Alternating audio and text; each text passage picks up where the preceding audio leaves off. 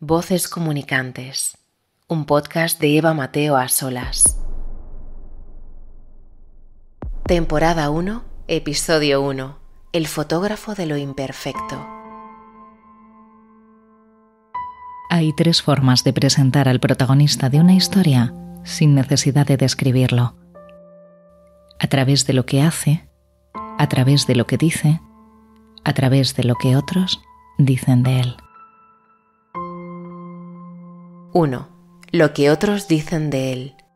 Yo conocí a Ángel cuando publiqué mi libro sobre el Tíbet, las montañas de Buda. Llevaba años fotografiando la diáspora tibetana y lo que es la tragedia del Tíbet. Hicimos equipo. Él hacía unas fotos estupendas y yo procuraba que mis textos estuvieran a la altura de sus fotos. Pues yo a Ángel lo conocí en Palestina, en Cisjordania. Y desde el minuto 1 conectamos muy bien. Viajábamos con una ONG a Palestina para hacer una serie de reportajes sobre la situación de la población civil allí y coincidía, claro, las fechas navideñas. Después hicimos otros viajes sucesivos también de trabajo y con crisis humanitarias. Siempre digo que más que un amigo es un compañero de vida. Tengo la sensación como si Ángel hubiera sido parte de mi vida siempre. Oí hablar, ¿no? Pues de Ángel López Soto, Ángel que ha viajado a India, Ángel que ha hecho fotos. Para él es más que su profesión, ¿no? Es como ve la vida a través de una cámara. Acabas de escuchar lo que dicen de él, del fotógrafo Ángel López Soto, los periodistas y escritores Javier Moro y Nacho Carretero, la periodista Gemma Rodríguez Betrián y la delegada de la Fundación Vicente Ferrer, Luz María Sanz. Todos coinciden en destacar sus valores humanos, entre ellos su ética y su generosidad. Tiene mucho carisma, es una de esas personalidades que son magnéticas. Inevitablemente te sientes fascinado y atraído por una figura así. Y eso a nivel periodístico, a nivel de trabajar en reportajes es muy importante porque tiene una facilidad tremenda para empatizar, para conectar con testimonios. Tiene una empatía de ponerse en el lugar del otro, de respetar el dolor del otro, con distancia pero con cercanía y una mirada muy, muy especial que es lo que convierte a sus instantáneas, a sus fotografías en únicas, ¿no? Y yo a Ángel le debo muchísimo en mi carrera profesional, muchísimo, porque gracias a que él apostó por mí y que me dio la oportunidad de acompañarlo en algunos viajes y en algunos reportajes, yo cobré cierta visibilidad y tomé experiencia que luego, posteriormente, me permitió poder vivir del reporterismo. Y, cómo no, viajar con él es embarcarse en aventuras. Una vez en San Pedro Sula, en El Salvador, que se nos ocurrió la demente idea de irnos con un expandillero y con un periodista a recorrer las calles de San Pedro Sula por las noches para hacer un reportaje sobre las maras. Al final todo salió bien, pero siempre recordamos el miedo que pasamos cuando arrancamos y dijimos, ¿a dónde nos estamos yendo? Íbamos en un tren de lujo que se para en un sitio que se suponía que íbamos a ver tigres, en Sasanguir. Y había un pueblo al lado y nos paseamos por el pueblo y de repente recuerdo a Soto totalmente maravillado y dice, si son negros, parecía de África, pero negros con sari. Era la cosa más sorprendente que habíamos visto en la India. Mira que en la India se ven cosas sorprendentes, ¿no? Yo creo que es la reencarnación de un tibetano en el cuerpo de un argentino. Un argentino gallego. Y luego como es un poco sordo tampoco hay que hablar demasiado, ¿sabes? Sergio, ¿cómo es ser hijo de un fotógrafo que recorre el mundo, que lleva toda la vida documentando tantas crisis, cuyo trabajo aparece en todos los medios de comunicación? Bueno, en primer lugar, por supuesto, es un orgullo, ¿no? Desde pequeño hemos sido muy conscientes del trabajo de mi padre. Yo recuerdo de niño que tenía un mapa mundi en mi cuarto, iba poniendo chinchetas en cada uno de los destinos donde había viajado mi padre. Y al cabo de los años había más chinchetas que mapa. Las anécdotas que él nos contaba acerca de todas sus aventuras, pues para un niño te puedes imaginar. Era pura ficción, era como escuchar cuentos antes de dormir. 2. Lo que él hace. A estas alturas ya sabes que Ángel hace fotografías, pero no unas fotos cualquiera. Él retrata los rostros de lo imperfecto. Ese fue el título de su charla TED que ofreció en 2014 y que te recomiendo que veas. Así como sus fotografías, que encuentras en su web o en la cuenta de Instagram que lleva su nombre. Con esas instantáneas trata de acercarnos a realidades que, de otra Sirve mi forma, trabajo para permanecerían rescatar ocultas del o olvido desconocidas. aquellas situaciones imperfectas que no conocemos o que no queremos ver. Llevamos casi 6 minutos de podcast. Creo que ya hemos creado suficiente expectación en torno al protagonista de esta primera historia. Ha llegado el momento de que conozcas a Ángel. 3. Lo que él dice. Bueno, pues lo primero, Ángel, muchas gracias por tu tiempo, porque sin saberlo eres el origen de este podcast. Eres la primera persona a la que yo pensé que me encantaría entrevistar y me encantaría que me contara un poco su vida, su trayectoria y bueno, y aquí estamos. Gracias a ti por pensar en mí para inaugurar esta serie. Tú naces en Argentina de padres españoles y luego has pasado prácticamente toda tu vida en España. Me gustaría que me contaras un poco sobre esa historia familiar, ese viaje de ida y vuelta entre los dos países. Yo soy de origen español por padres, abuelos, bisabuelos, tatarabuelos y así hasta muy atrás. Mis padres fueron emigrantes. Salieron de este país en un momento donde... La conversación con Ángel se impregna de nostalgia, de esa historia del porteño hijo de emigrantes gallegos que, en medio de una sucesión de democracias a dictaduras militares en Argentina, cuando en España Franco agonizaba y ya habíamos dejado atrás el mayo del 68, viene con su amigo Néstor a Europa mi en un barco. primer, digamos, gran aventura, ¿no? Cruzar el Océano Atlántico con un billete de ida, porque ni sabíamos lo que iba a pasar ni teníamos En el idea año de 76, volver, la ni dictadura nada. argentina encarcela y mata a varios de sus amigos. Por esa razón, Ángel no puede volver y se queda en Europa. Inglaterra, Londres, Ámsterdam. De hecho, estuve viviendo en Londres cerca de un año. Y al final me tocó descubrir Ibiza. Un disco de la banda inglesa de rock King Crimson, llamado Islands, inspirado en Ibiza y Formentera, que Ángel escucha en aquel momento, le lleva hasta la Isla Bonita. Ya está, me voy allí. Y me subí a un barco y llegué. De ahí empezaron 11 años de otra película. Una película con la que consigue vivir de la forma libre a la que siempre había aspirado. Precisamente esto, ser libre. El mundo pasó de ser blanco y negro al color. Y eso lo descubrí en las islas. Y esto marca otro de los más importantes puntos de giro en la historia de Ángel. Recuerdo a una chica noruega que llegó, tenía una cámara, una Nikon Mat. Se la compré y empecé a hacer mis fotos. Luego iba y me compraba libros de fotografía o me los prestaban. Conocí a algunos fotógrafos. ¿Quiénes eran tus referentes en aquel momento? A mi casa llegaron una revista maravillosa que se llamaba Life, donde tenían unos reportajes increíbles. Y yo las veía y veía las fotos, las arrancaba y las pegaba en mi habitación, sin saber que ese viejo, anciano, negro, esclavo, descendiente de esclavos, era una foto de Richard Avedon. Yo no tenía ni idea ni me interesaba el fotógrafo. Eran las imágenes las que me llamaban la atención. Y luego hay otra cosa. Yo de niño era muy observador.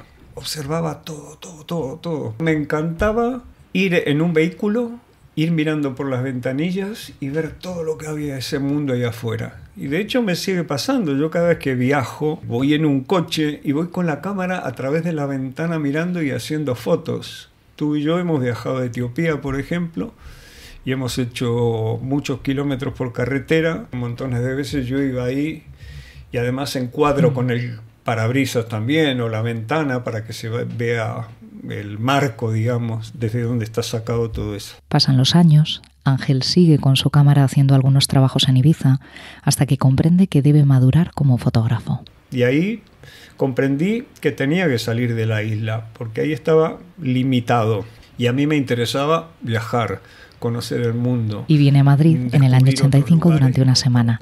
Estamos en plena movida. Había movimiento, había gente, había color. Claro, había movida. Y eso fue lo que de en alguna la capital, manera... el filósofo y ensayista español Antonio Escootado propone a Ángel hacer un trabajo con sus fotos. Publica por primera vez un reportaje de varias páginas en el suplemento dominical del País. Y empecé a golpear puertas, a ir a redacciones de medios, agencias de publicidad, a cualquier lugar donde estaba la posibilidad de hacer fotografía. He seleccionado algunas fotografías que han sido importantes de algunos de tus viajes y me gustaría ir viéndolas contigo, a ver qué te sugieren, sobre todo qué hay detrás de cada una de esas fotos, ¿no? Vamos a empezar por esta. Tú has realizado en Madrid la exposición Tíbet, una cultura amenazada, que es el gran tema que tú llevas documentando a lo largo de los últimos 24 años en una treintena de viajes. Me gustaría saber qué te movió a empezar a documentar el exilio tibetano y cómo de importante crees que es para un fotógrafo elegir un gran tema al que dedicarle, ¿no?, el tiempo y que sea un poco el eje central y por el que incluso sea conocido, ¿no?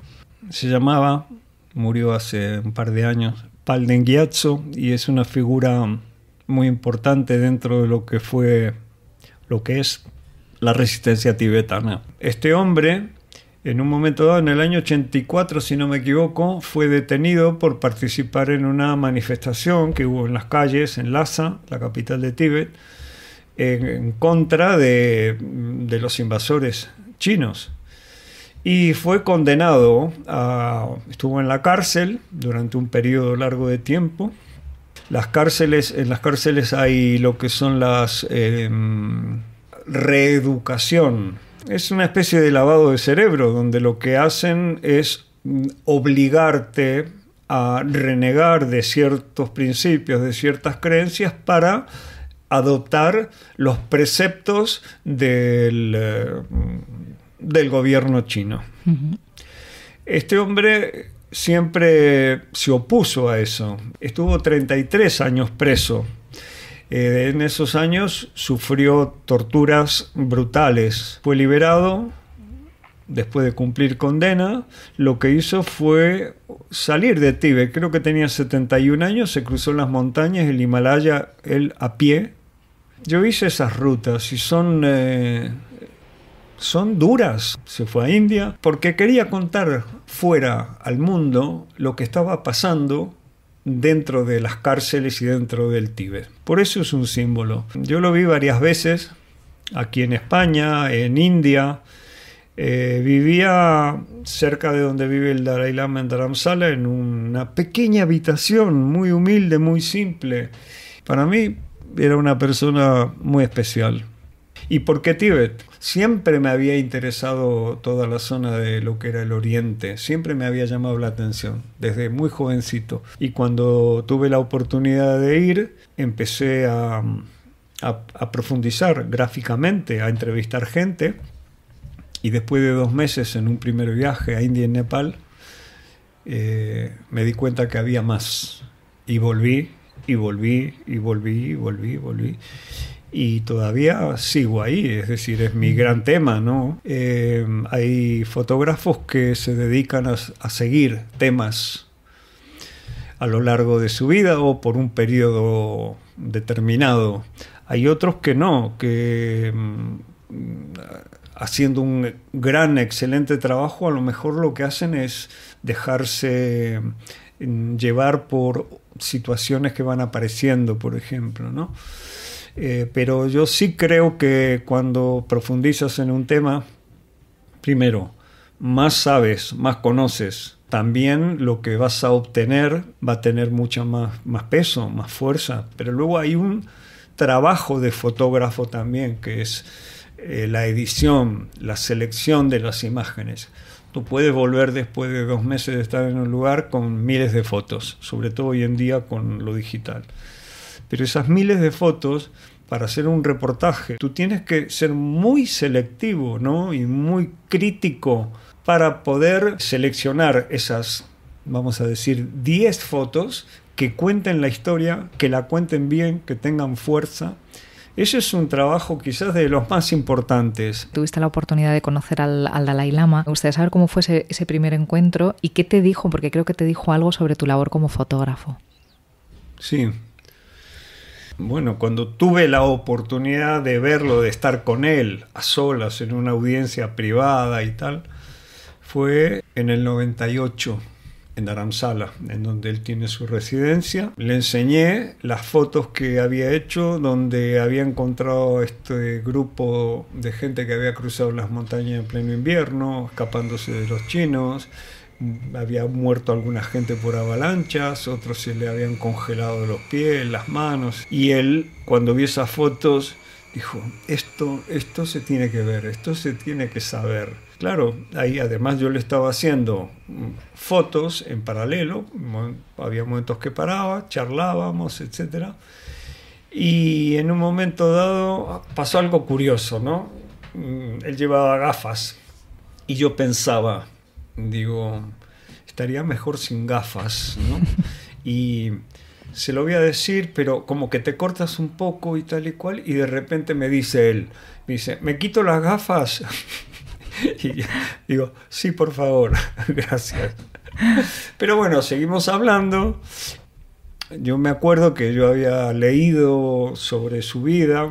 Él era muy curioso, le encantaban todos los aparatos, los telescopios, los binoculares, las cámaras de fotos, los relojes, etc. Hacía fotos. Como yo sabía eso, le pregunté si seguía haciendo fotos, si le seguía interesando, y me dijo, no, ya no hago fotos.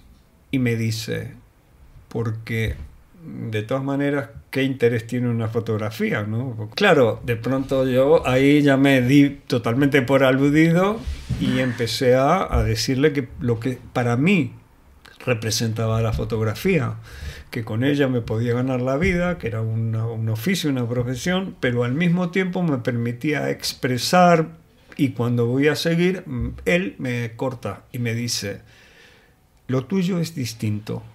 Tú estás haciendo un servicio. Seguimos hablando, haciendo las fotos y tal.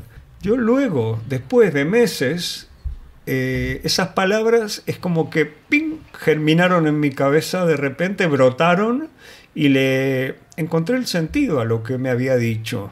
Empecé a tener la necesidad de contar historias que fueran más relevantes. De alguna manera ayudar a personas que estaban en situaciones que no son agradables de vivir. Estaría la India, que ha sido también otro de los grandes países a los que has viajado muchísimas veces.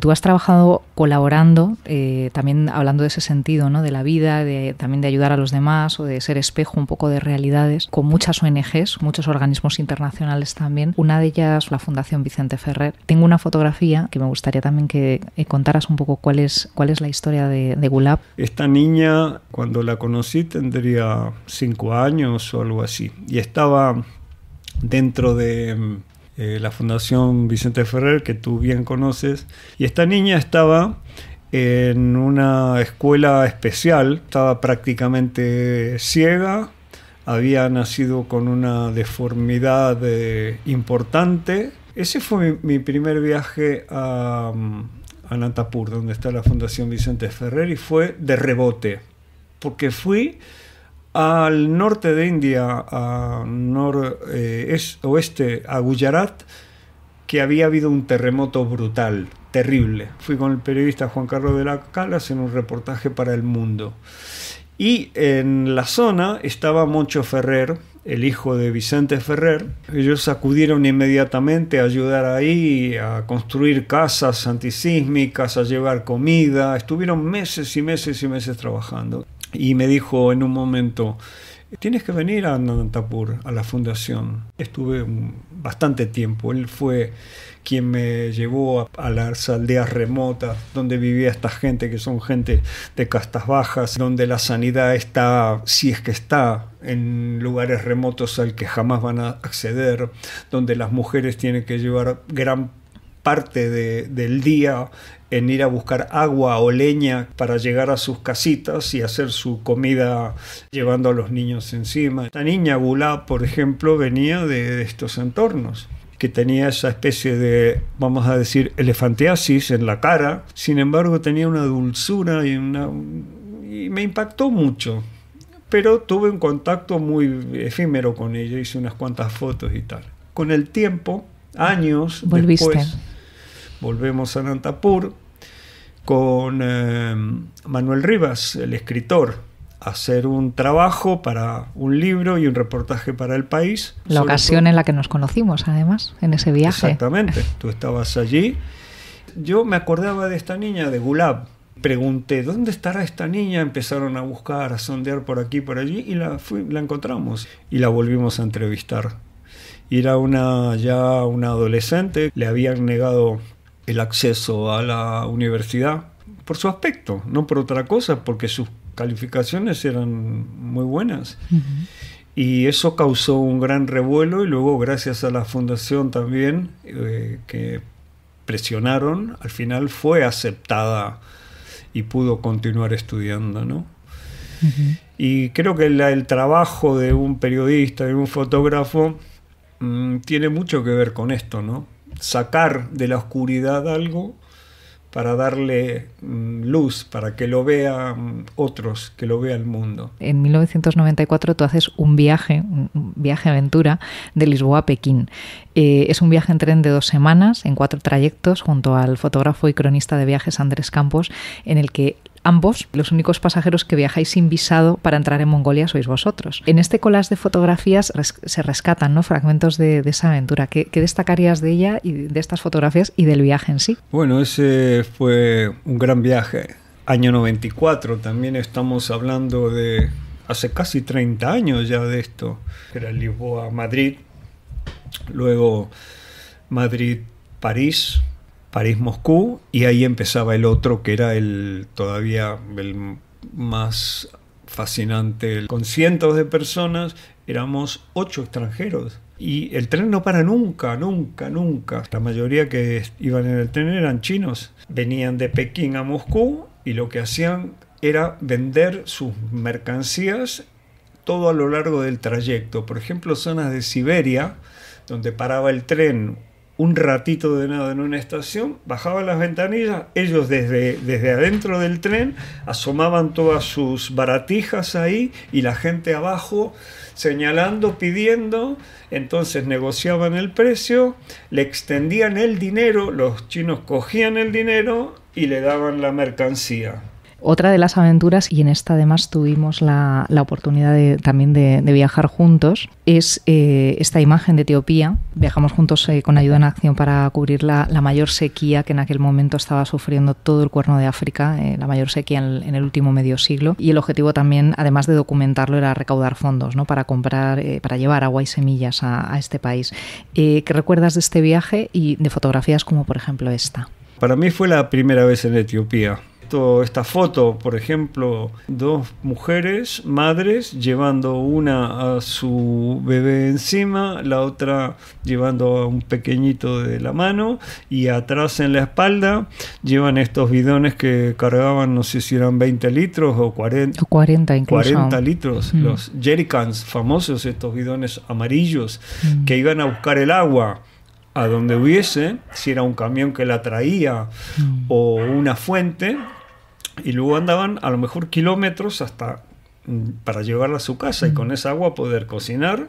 Y luego otras cosas también, la naturalidad de las personas, la espontaneidad. La curiosidad, ¿verdad? La curiosidad de acercarse, ¿no?, a la cámara, de intentar hablar con nosotros. La curiosidad de acercarse, mirarte así. Tú has recibido muchos galardones a lo largo de tu carrera, tanto por reportajes como por tu compromiso social.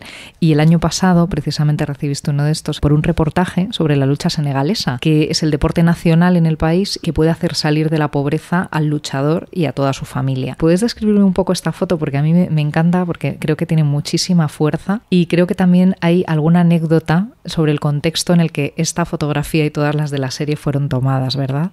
Esta en concreto, que vemos a un chico, todos ellos tienen unos cuerpos espectaculares, atléticos, están en la playa en Dakar y está en una postura que parece más un haka de estos neozelandeses, está pegando un grito. Estaban entrenando al atardecer en la playa.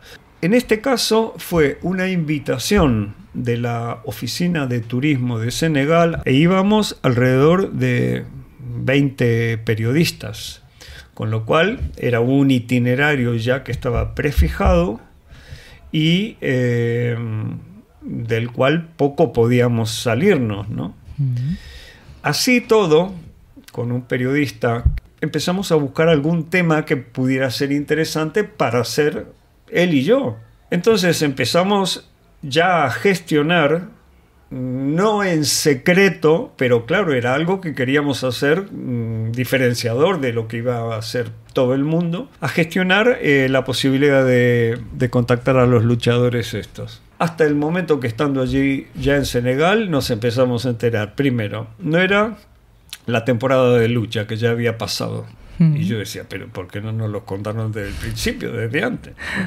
Así todo, nos interesaba. Lo que resultó es que un día que estábamos, claro, los 20 y pico comiendo y tal, con la gente de la oficina de turismo y tal, dicen, tenemos una sorpresa para vosotros. Y nos llevan a la playa al entrenamiento de estos, que era lo que habíamos pedido nosotros, en exclusiva para nosotros, nos llevan a todos en manada ahí. Entonces, claro, ya visto cómo se desarrollaba todo, ya tú cambias el chip y dices, bueno, chico, esto es lo que hay, ya está. A ver qué sale de esto. Y yo pensaba, a lo mejor sacar alguna foto, 1, 2 fotos más o menos interesantes y tal. ¿Qué pasa? Que ellos están entrenando en la arena, van pegándose unos carrerones, golpes, tirándose, saltando la arena por todos lados, y tú te pones a hacer fotos, pero alrededor tienes a otras 20 personas haciendo lo mismo. Exacto, lo mismo que haces tú. Claro, tú no le vas a decir a nadie que se aparte, ¿no? Eres tú el que tienes que hacer malabarismos para en un momento determinado no pillar todas las fotos a alguien con un teléfono haciendo fotos o con una cámara y tal. Entonces, además, la circunstancia era que el tiempo era muy breve, porque ya el sol había caído, quedaba poco, había una luz fea, la verdad. Hasta la luz iba en contra del fotógrafo, ¿no? Todo, toda la circunstancia, con lo cual yo no tenía ningún tipo de esperanza en esto. Dije, bueno, a ver qué sale. Ahora, para evitar a los que venían y se metían, te digo, con sus cámaras y tal, en un momento me tenía que tirar en el suelo, en la arena, revolcarme, apartarme, correr, venir, hasta que se acabó todo. Se acaba y nos vamos. O sea, una cosa así que duró igual 1 hora y media como mucho. Uh-huh. Bien. Cuando yo ya vengo a Madrid y veo todo el material que tengo y ya empiezo a separar por temas, y me quedé con unas 20 fotos más o menos que luego reduje a la mitad. Cada vez que lo iba trabajando más y más y metiéndome más, iba apareciendo algo, ¿no? Y me empezó a gustar. Entonces quedo con el compañero Juan Carlos, viene a verlo y dice, pero joder, pero qué fotos. Y digo, no sé, mira, yo no esperaba nada. Bueno, y al final este reportaje se publicó en la revista GQ. Resulta que luego las envío al premio Sony, que se ha transformado en uno de los premios más importantes de fotografía del mundo en los últimos 10 años más o menos. Y tengo la suerte de ser el ganador en una de las categorías. Y al final tuvo una repercusión luego posterior, porque luego, claro, esto salió por todos lados, etcétera, etcétera. Y entonces esto es también otra de las paradojas, ¿no? Porque la foto es un instante, es un momento. Y a veces estás días o semanas o meses haciendo algo y no sale.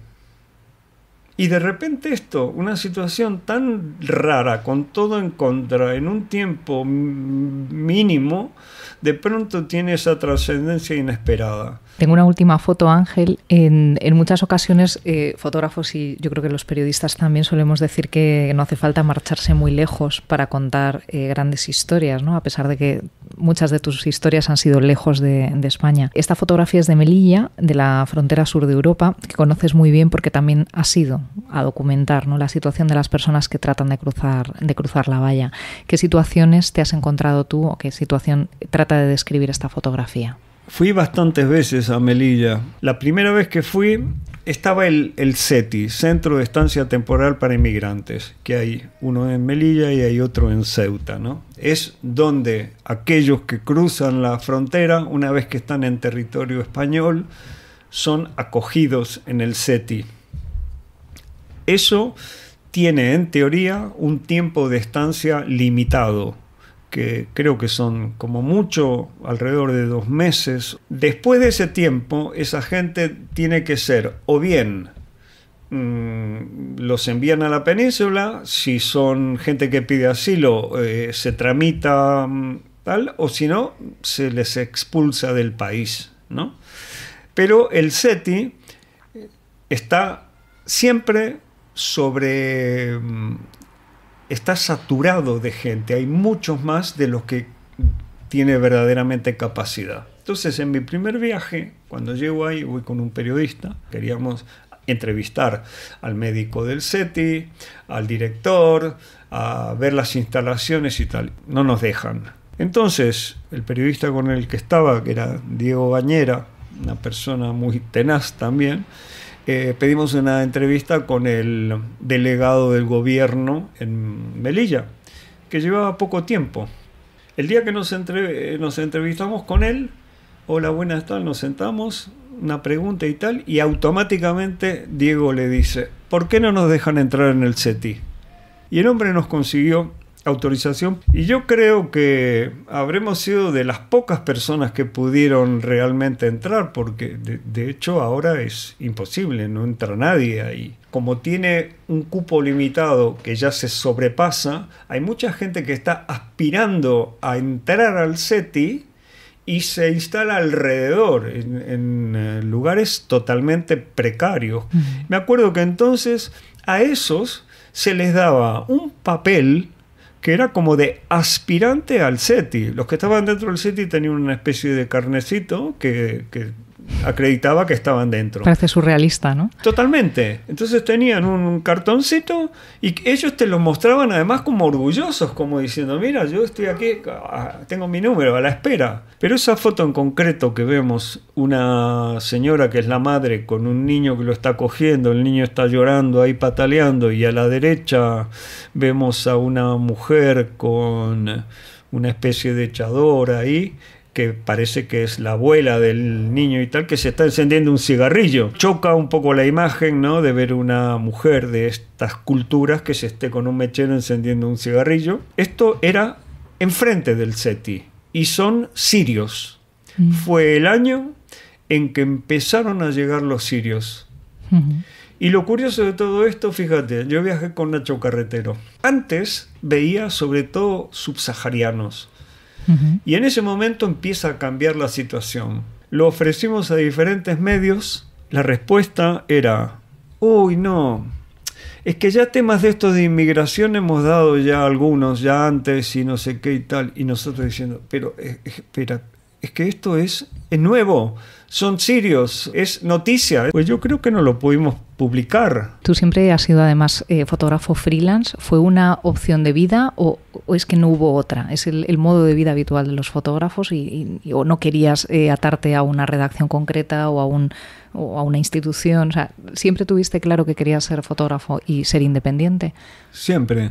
Eso lo tuve claro siempre. Yo no quería estar, vamos a decirlo de mala manera, esclavizado, ¿no? Sentado en una redacción, simplemente porque no era lo mío. No me interesaba. A mí lo que me interesaba era salir y hacer mis historias, con todo lo bueno y todo lo otro que tiene el ser independiente. ¿Puedes explicar un poquito cuál es lo bueno y lo malo de ese arma de doble filo, ¿no?, del fotógrafo freelance? Lo bueno es la libertad, el poder elegir los temas que te apetecen. Si tienes tiempo y tienes medios o los consigues o consigues apoyos, puedes a lo mejor irte por un tiempo indefinido a un lugar y hacer lo que te apetece hacer. Puedes trabajar en proyectos personales, hacer tus exposiciones. Hasta hoy en día siempre he vivido de la fotografía y ha habido periodos maravillosos. Hubo tiempos de caídas, de vacas flacas y tal. Los últimos tiempos que estamos viviendo son de lo peor que yo he visto. Fotografía, periodismo, para mí va todo un poco de la mano, porque es quizás una de las profesiones que más están sufriendo la precariedad. Ángel, a lo largo de tu carrera has contado a través de tus fotografías terremotos, tsunamis, campos de refugiados. Recorrer todos estos lugares donde has sido testigo en primera línea de injusticias, de imperfecciones, ¿cómo crees que ha podido influir en tu mirada sobre el mundo?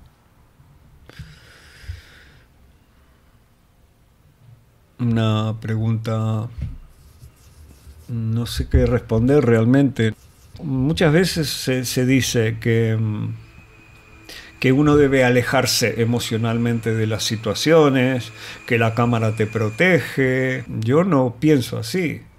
Creo que la empatía con la situación, con la gente, es fundamental para entender lo que está pasando y para poder captarlo, ¿no?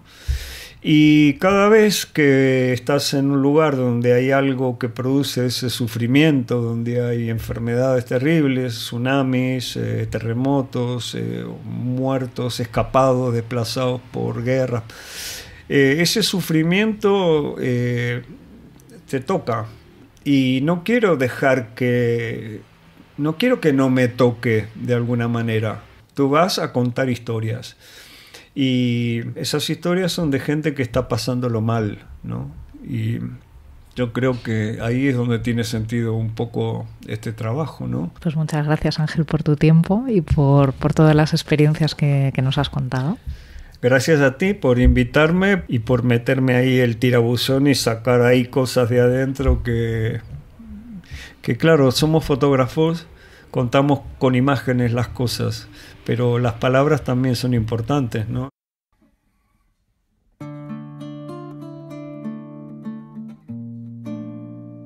Durante el comienzo de la pandemia de la COVID-19, Ángel compuso esta música que estás escuchando. Es el vals confinado de un fotógrafo libre, con una mirada única y comprometido con un oficio del que ha hecho su causa, la fotografía de lo imperfecto que hay en este mundo. Yo rara vez he visto a alguien que ame tanto su trabajo, que él está en una profesión que prácticamente se ha venido abajo en estos últimos años. Y yo nunca le he visto en ningún momento ni renegar, ni intentar hacer otra cosa. Es admirable la perseverancia, la fe y el amor que tiene por su trabajo. Es el auténtico fotógrafo. Ángel, en mi opinión, es el ejemplo perfecto de todo lo que está mal en el periodismo en España, de lo que no deberíamos permitir bajo ningún concepto. Un fotoperiodista de élite, con una experiencia brutal, garantía de que va a ofrecer un trabajo brillante y excelente, y que lleva muchos años viviendo en la precariedad por culpa de un sistema, que es el periodístico en España, que teniendo los medios y el dinero para apostar por gente como Ángel, prefiere apostar por otro periodismo que no tiene ningún valor. Y aún así ha seguido adelante porque no entiende la vida de otra manera, y bueno, eso es algo que tanto sus amigos como en realidad todo el periodismo debería celebrar, que Ángel siga ahí al pie del cañón ofreciéndonos su mirada del mundo.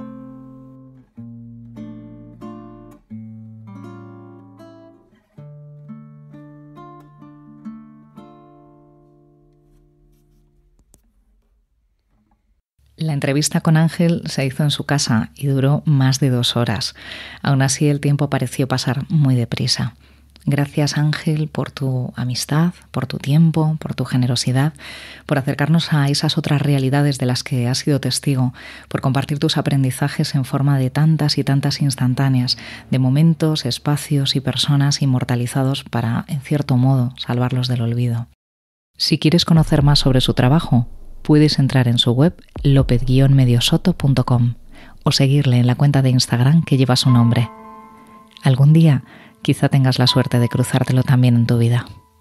En este episodio han intervenido los escritores y periodistas Javier Moro y Nacho Carretero, también la periodista Gemma Rodríguez Betrián, la delegada de la Fundación Vicente Ferrer, Luz María Sanz, y el hijo menor de Ángel, Sergio, que ha sido nuestro cómplice. La identidad gráfica de este podcast es del estudio de diseño wearebold.es. Para cada uno de los episodios han creado territorios y texturas diferentes, como cada una de las historias que descubriremos juntos a partir de ahora. La sintonía que escuchas, la sintonía de voces comunicantes, se llama Melting Hearts y su compositor es el ucraniano JTK. La voz en off que nos ha acompañado en algunos momentos es de la comunicadora y actriz Marina Estacio. Si te ha gustado esta historia, compártela, habla de ella para que otros la conozcan, o suscríbete al canal de Voces Comunicantes en Spotify, iVoox, Apple Podcast o Google Podcast. Puedes dejar tus estrellas o comentarios. El próximo mes otra historia, otra voz comunicante. Gracias por escuchar. En el próximo episodio de Voces Comunicantes. Y que siempre te siguen preguntando después de tanto tiempo, incluido la familia, cuándo vas a sentar la cabeza. Yo les digo, pero si trabajo para Naciones Unidas, ¿cómo más voy a sentar la cabeza? Pero al final es difícil entender esta vida en la que pues cada 2 años, 3 años tenemos que cambiar de puesto, tenemos que cambiar de país.